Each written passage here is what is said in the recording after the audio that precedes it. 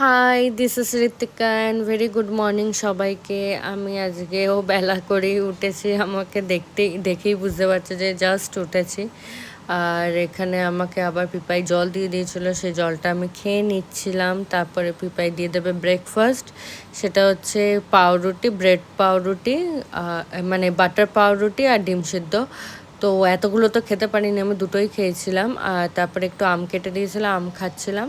তারপরে পিপাই বললে একটুখানি দোকানে যা, তো আমি দোকানে গিয়ে গরম মশলা কিনতে পাঠিয়েছিল। গরম মশলাটা কিনে আমি আবার এখন চলে যাবো বাড়িতে, মানে পিপাইয়ের বাড়িতে।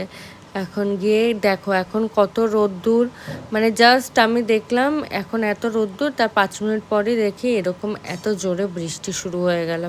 আর এখানে বিশাল জোরে বৃষ্টি হচ্ছে, আর ওইদিকে আমার পিসি আর একটা দাদা মিলে আম কোড়াচ্ছিল, আম ঝরে ঝরে পড়ছিল। তো আমগুলো কোড়াচ্ছিলাম, এখানে দাঁড়িয়ে আছে পিপাই। এখানে মানে খুবই হাওয়াও দিচ্ছিলো আর জোরে বৃষ্টিও হচ্ছিল। এখানে পিপাই তারপর আসবে, আর আমি একটুখানি এনজয় করছিলাম ওয়েদারটা খুবই সুন্দর ছিল। যাই হোক, আমার তো খুবই ভালো লাগছিল, আমার বৃষ্টি খুবই ভালো লাগে। তো এখানে পিপাই দেখছি আসছে, এই দেখো 3টে আম পেড়ে নিয়েছে। আর পিপাই তো পুরোই ভিজে গেছে, তার জন্য মানে এরকম বলছে আমাকে দেখাস না। তো এখানে বলছে যে 3টে আম তুলেছি, আবারও এইটা রেখে আমি এখন আবার আম তুলতে যাবো।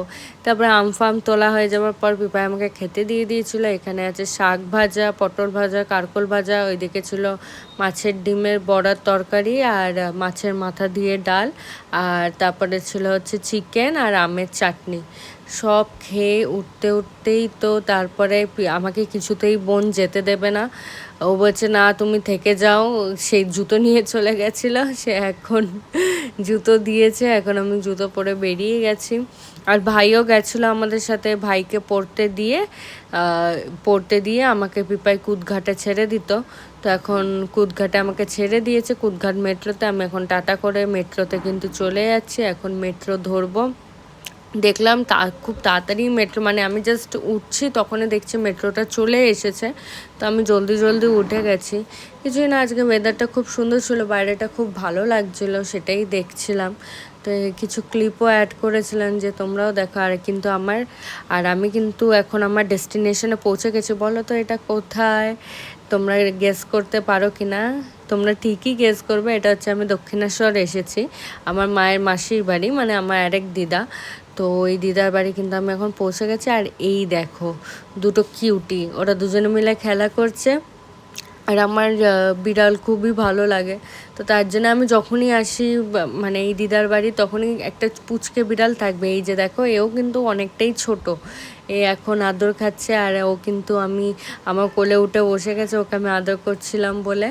এখন আমি আর আমার দিদা একটু বেরোবো ঘুরতে, আর তার সাথে একটু কিছু কেনাকাটিও করতাম। বাট যেটার জন্য বেরিয়েছিলাম মাটন কেনার জন্যে, মানে কোথাও দোকান খোলা নেই, বেশি বাজেও নি তখন, অনেক মানে 7:30 বাজে।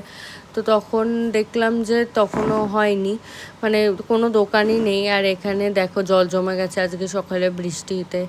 আর এখানে আমরা না পেয়ে এখন হাঁটতে হাঁটতে বাড়ির দিকেই যাচ্ছি। আর তারপরে বললাম যে চলো দুটো আইসক্রিম খেয়ে নিই। তো আইসক্রিম খেয়ে আমরা কিন্তু এখন বাড়ির দিকে রওনা দিয়ে দিয়েছি।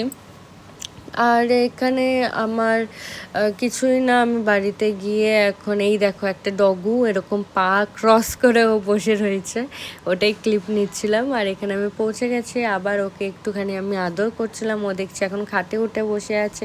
এই দেখো ঘুমাচ্ছে, ওর খুব ঠান্ডা লেগেছে, তার জন্য ওর চোখ থেকে খুব জল কাটছে। তো কিছুই না, এরপরে আমি চুল বেঁধে নিয়ে ডিনার করে নিয়ে একদম হালকা ফুলকাই ডিনার করেছি, কদিন খুব রিচ খাওয়া হয়েছে। ডিনার করে আমি কিন্তু এখানেই দিনটা শেষ, আমি চাঁদ দেখতে দেখতে এখন কিন্তু ঘুমিয়ে পড়বো। Tata, good night.